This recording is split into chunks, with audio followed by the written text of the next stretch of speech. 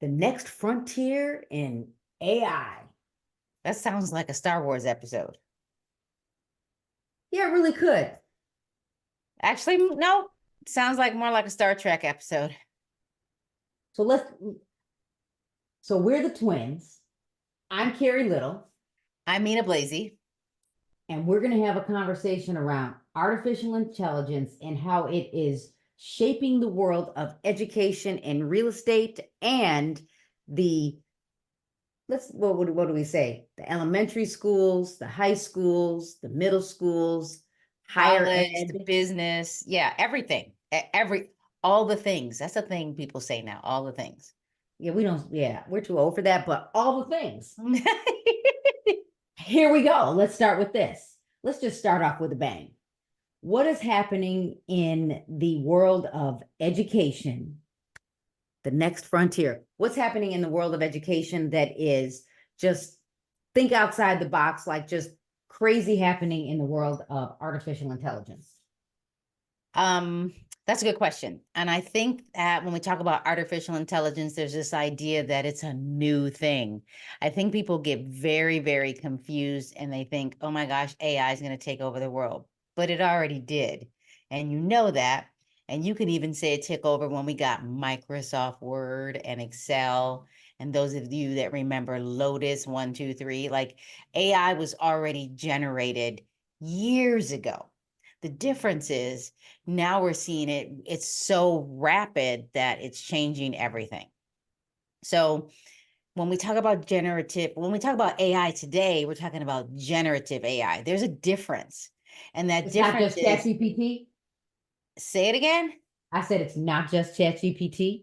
No, it's not just ChatGPT, because if you Google, we say Google, if you Google it, Dr. Google, Google it, the Googly, whatever you wanted to say it, that is AI.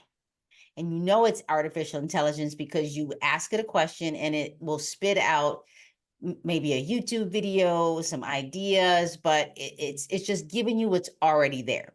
Well, generative AI is generating something completely new. And what it's doing, like the GPTs, like Chat GPT, which is OpenAI's, Gemini, which is Google's, also known as Bard, but it's now Gemini, Perplexity, Copilot, you name it. What it's doing is it's generating something. And if you think about your own brain, if you go in your own head for a moment, you think about, you come up with an idea, you're going for a walk, and your brain, the synapses, the neurons are just firing, and then all of a sudden you have this idea. Well, that's what generative AI is doing. It's going to search books and articles and what other people have said, and you ask it a question and it gives you something back. So it's generating something based on artificial intelligence. It might give you an image, it might give you audio, it might give you a video. It's creating something brand new for you based on what other people have already done or what Go you ahead. have already done. Can I summarize? Yeah. What you're saying to me is it's like the next big step in tech, and it's like machines acting more like humans. Somewhat. Yes. But at a faster and more proficient way. Oh yeah, I should say yeah, because we process, we think, we brain dump, we write things on the wall on giant post-it notes. We have a team of people where this just basically put the team of people all together, almost like Wonder Twins activate. Or Um, maybe like remember when the movie I, what the Marvels when they all came together to beat what was his name? Man, oh, it's gonna keep okay. You keep talking, and I'm gonna go figure out. Remember the last Marvel movie, and we're both googling it, right? We're going to the googly Marvel movie. Who did they fight? I'm going basic. What was his name in the Avengers, the final movie? Thanos. Got it.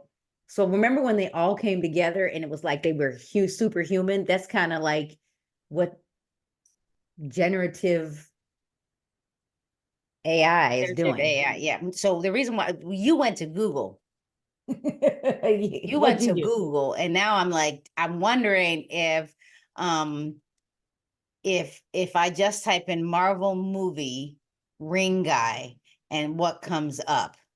I didn't even think of Ring Guy. Um, and I was like, I was And thinking, I was very basic. Movie, Marvel movie, who did they fight? I got Thanos. and when I put Marvel movie ring guy, it says Thanos. Faster. Had I done that first, it probably would have been so much faster. But you said something that I wanted to go back to. You said writing all these things on the wall, we brain dump and everything else.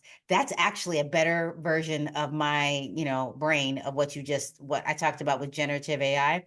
What generative AI is doing is it's going to get all the brain dumps everywhere. So the free version gets what's before 2019, but the paid version is more recent, and it's taken all the brain dumps of these people who train it. So in the GPT, generative pre-trained transformer, so there's a bunch of people. They're actually, so when you said human like, it is human like, because the GPT is so organized, the program is so organized that it takes the brain dump and it spits something out very quickly.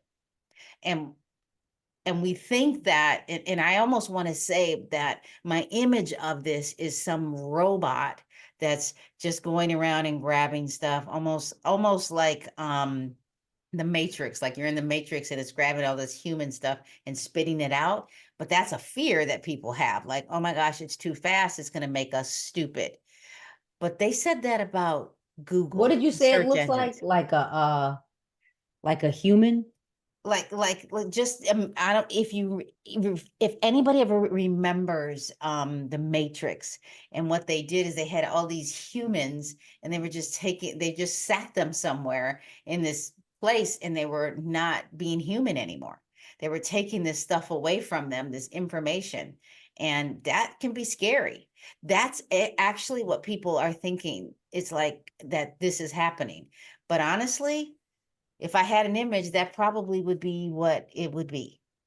Like, and they think that it's going to take over and take away, say, real estate jobs or business jobs or educators.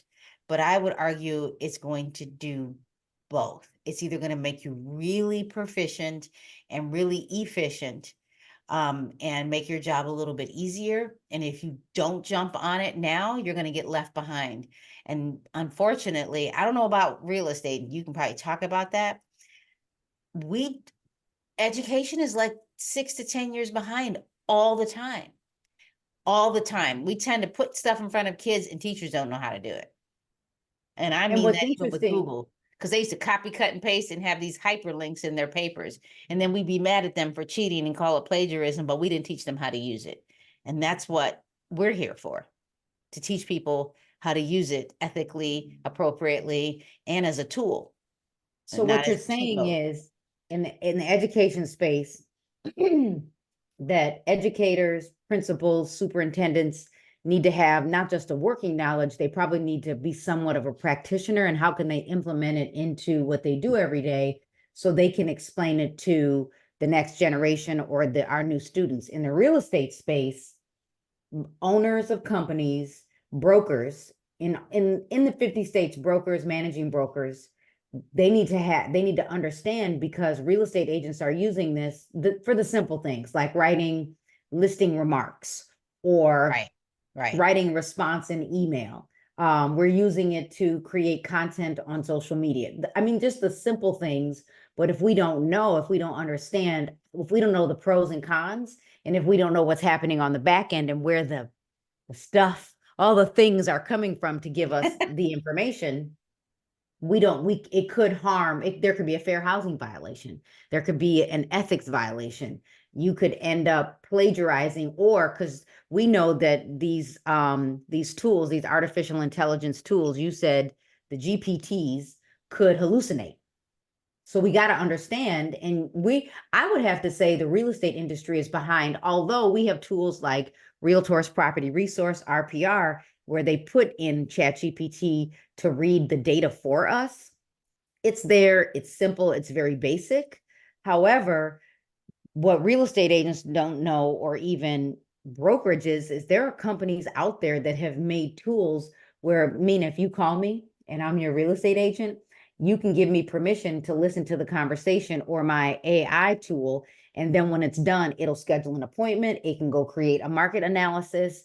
It can then spit out all of the paperwork that you need to sign. There are tools out there, but we're afraid of it, that it, we won't go invest. And I'll say this, and you can explain it because I think you know the diagram. When something new comes out, how many people are there that decide what they're going to do? The people that go stand in line, the people that are like, give me a couple of weeks and I'll go buy it, or the people that really, really wait, like social media, and then they're frustrated when they don't know. What am I talking about? So there's a bell curve, That. and that bell curve is, I put it in front of me just so that I make sure that I'm saying it right. So we have what's called on the left side, the innovators. And then those are the ones that they don't care if the tech is bad, they're going to go buy the iPad, like when it first came out. Then you have the early adopters, and those people, and you can be an innovator and an early adopter. You can be any of these. So you have innovators, early adopters, early majority, late majority, and what we call laggards. And it's 2.5% innovators, about 13 to 15% early adopters, 34% early majority. So that side of the bell curve, that where they're like, yes, let's do this. And then on the other side, so there's three of those, but on the other side there's two, and there's the late majorities. That's 34%, and then about 15 to 17% of laggards. And what does that mean? Early adopters are like, they're the change agents. They're like, let's just try it. Then we're gonna go buy those new Jordans that are coming out and go stand in line all night, or let's go get Right. that Stanley Cup. That Starbucks one. They're like, I just want to see what it's like, and they stand in line. Or back in the day when we had Black Friday, because there was no let's go shopping on Thanksgiving, and there was no let's go have Black Friday on Monday. Like, Amazon Wednesday, right. whatever. And early Christmas in adopters. July. So so like for what you're doing as a real estate agent, you could have been an early adopter or an innovator. Like, you were like, I didn't, the whole idea of home buying was like freaked out. So you may have been a laggard when it came to, I don't know if I ever can, but then when you figured it out, um, you were like, My goal okay, was to now I help gotta help everyone do it as you. fast as me. Yeah, so you can switch that mindset in every organization, every educational system. We have all of those. And what happens in education, I bet it happens in real estate. You have people that in leadership or in school systems that are like, in New York and LA did this. Shut it down. Teachers can't use ChatGPT, and kids are gonna cheat. And then, you know what happens when people say that? All the kids went home and were like, well, what do you mean I can't do it? Can't and won't are two different things. Yes, I can. Let me show you how. Like, it's these belief systems that are like, oh, I can. And I promise you, Silicon Valley, we talked about it earlier, Singapore. Singapore has preschoolers that have ChatGPT voice, because it's on your phone. By the way, Gemini, you can talk voice on Gemini on your computer. You can only do voice on ChatGPT on the app. And they're asking questions. And my favorite question they asked of ChatGPT was, why aren't Pokemon real? And it tells you, it gives you a storyline as to why. So kids are asking questions, and what it's doing is it's making them smarter. There is power in knowledge. Now, there is that old adage, knowledge is power. I'm going to reverse that and say there's power in knowledge. And the more you know, the more that you can actually change and update and do things like that. And what's interesting is, like, when I think back in high school, now of course, and I could go to elementary school, but I think high school specifically, because in my elementary school, I had some teachers that just really did a good job of making me go read encyclopedias. That was a thing. That was ChatGPT or the back, that was Google back in the day, the real books. So if I had like a tool, first, if I had Audible books, and if I had tools like Google, and if I had definitely artificial intelligence, I think I could have been a better student because it would have made me think. Now, today, I think I could almost sit with any small business owner or business owner to help them brainstorm and think because I have gone through so many different processes of owning a business that I can help someone think out what their next step is or what their process is. But when I think back to when I was in high school, when I would have to write an essay, I struggled because my brain was like all over the place. And it wasn't until I think when I got to college that I realized that there were these things called highlighters, and so I would just write everything out and then I would go back through, and I taught myself this, no one told me. I would highlight everything that sounded the same, like everything that was in one category would be yellow, something else would be pink, and then I would restructure my paper because I was all over the place. Had I had something like ChatGPT, Gemini, Perplexity, I could take what I wrote and then I could throw it into the tool and ask it to organize my thoughts and don't change my voice. And I think that that's where in real estate and probably even in education or even in the trades, I think that we have so much opportunity and why it's important to actually understand and learn because we can work faster and smarter, especially with data in the real estate industry. I hated math in high school. I made it out of high school, loved sewing, loved wood shop, loved gym, PE, loved swimming. I didn't love the things that were hard because I couldn't get it out of my head. I had to memorize everything. So could you just imagine a real estate agent that doesn't understand data, or maybe they came from a trade, or maybe they were driving a school bus their entire life and now you want to be a real estate agent? Tools like Gemini can help them explain data to a consumer. Yeah. And so first of all, you said highlighters. There is actually now a program for writing, and it's called Step Up to Writing, and they use 3 highlighters. They use yellow, pink, and green. And one color That should have been my product. right? One color at the very beginning is the theme, the topic. One is writing like all of the ideas, and then one wrapping it up. So when you said that, I was like, oh, in my eye, Step and I up. What is it remember called? Step up writer. Step Up to Writing. It's a program that districts use to help children and students write, and it's like a graphic organizer. It's I wonder green. if there's an extension in ChatGPT. Well, okay, so it's like it tells you, okay, I'm looking at it because it's been a while since I actually had to talk about it, but it's just the graphic of, what's the topic, what's the main idea, yellow, and then what are the ideas, red, like red meaning pink. Usually they use pink, but I say all that because we didn't have organizational tools the same way, and some teachers were great at writing, like Morgan and Madeline, and when they were at one of the elementary schools in Palm Springs, Morgan swears by this one teacher that was so good at writing it made her a good writer. So there's also access, and that access, Chat GPT or the GPTs or generative AI gives that to you. And I And when you believe, say access, what do you mean? I mean, it gives you the ability to get something that you normally wouldn't get. Like when I said Singapore, Silicon Valley, these high functioning school districts, they tend to be innovators or early adopters. Mm-hmm. So their students have access faster. So if they're already It using levels the GPTs, playing field. they didn't level the playing field. They're already way up What I there. mean, but when you say it gives access, if Oh we yes, GPT levels the playing field. We, mind you, just giving it to them, just like we gave Google, and then they copy, cut, and paste, and they have all these hyperlinks. If we just say, here's ChatGPT, go, kids are going to put the prompt in there, turn in an assignment, and never learn. That is why we have to, train educators and even real estate agents, if you're a broker, owner, whatever, you need to train your agents, Agents. because you don't want them to do exactly what you said. You don't want them doing copy, cut, and paste and then assuming it's right, because ChatGPT will make stuff up. In other words, it's going to grab information, just like when, you have that random person that feels like they know it all and they start telling you stuff based on what they believe and it's not true.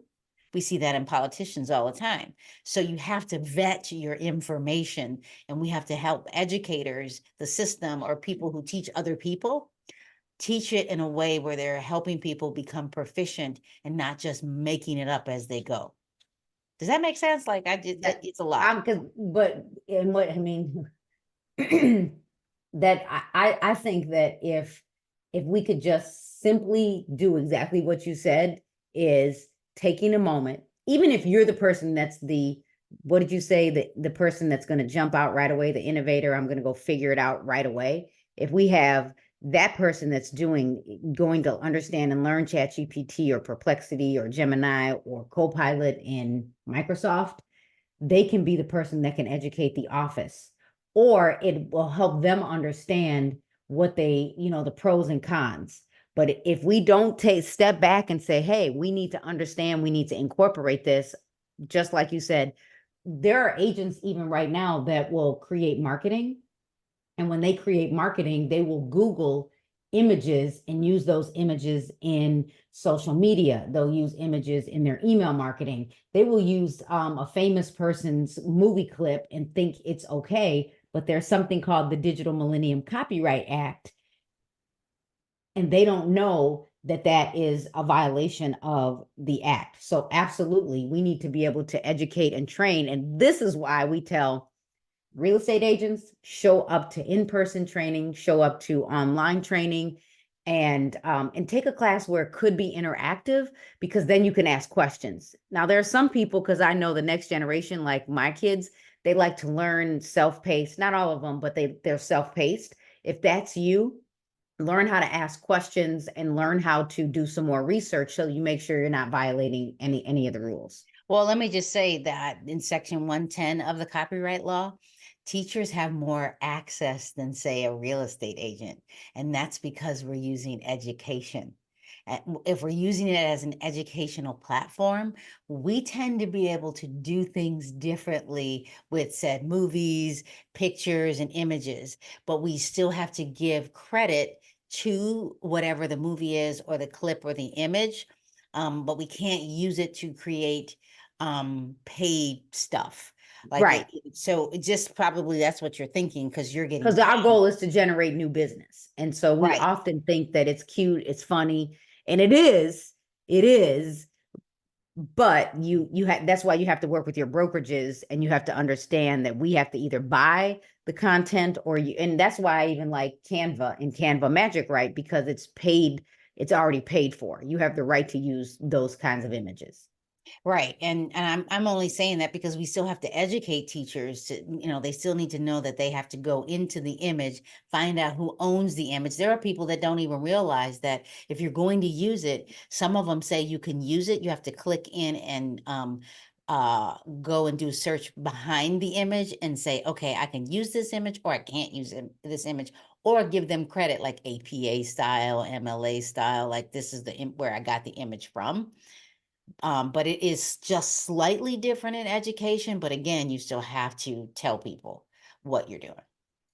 Okay, so before we end, can you give me 1 to 2 ways the educators can leverage artificial intelligence?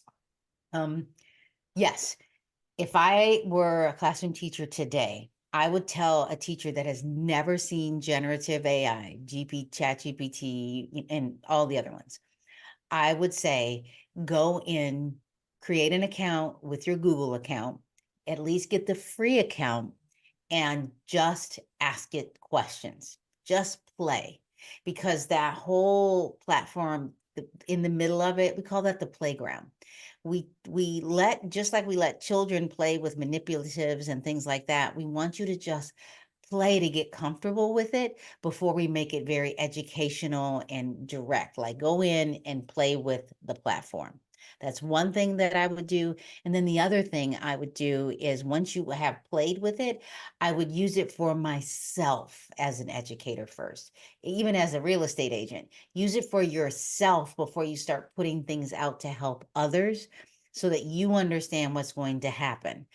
Typically, teachers will go in and say, how can I help this student? I need you to learn how to help yourself with it and become proficient before you start helping students, because the assumption is that it's okay to do that.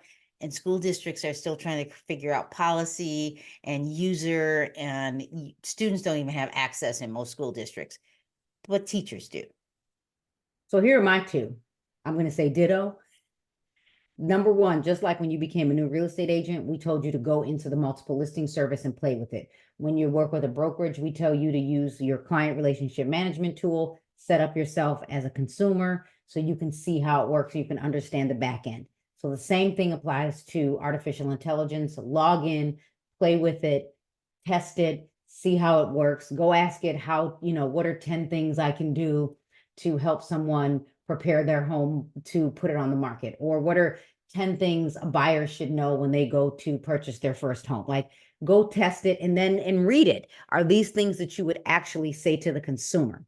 And then again, then my second thing would be is leverage it for maybe even writing a blog post. And this is what I would say. Go back and watch my video on YouTube on how to leverage ChatGPT and data and LinkedIn to write a blog post. It's not that hard. You literally take the data from your MLS, you use ChatGPT to explain the data for a blog, and then you hop over to LinkedIn. And when you make a post, there's an option for write an article. And the reason why I'm suggesting to go that route is because you're using the data that's already sourced. You didn't make it up. And then number two, you're leveraging AI, ChatGPT, Perplexity to write the article. And then you definitely take a second and edit it, and then take that information and put it into LinkedIn, and then use the image from the graphics that you get from your multiple listing service or your brokerage. And now you have a blog post. There you go. So here's what we want all of you to do. We want you to leverage the fact that we do free giveaways. So at the bottom of this feed, I have a free giveaway on 10 ways to use ChatGPT for a real estate agent. Dr. Mina Blasey, what do you have? I have a prompt engineering guide and formulas, so both real estate agents and teachers can use it. In other words, how to create an effective prompt that works for you. And I am Carrie Little, a broker owner in Illinois and Florida, the designated managing broker for Caremark Realty Group. I am also an educator and a keynote speaker in the real estate space. And I would love for you to connect with me on Instagram and TikTok and YouTube. And I'm Dr. Mina Blasey, and I will ditto the connect with me on YouTube, MJ Blasey, and on Instagram, TikTok, which is Mina J. Blasey. And I'm an educational leader in the educational arena. And yes, I speak on AI and equity and inclusion and STEM education around the United States.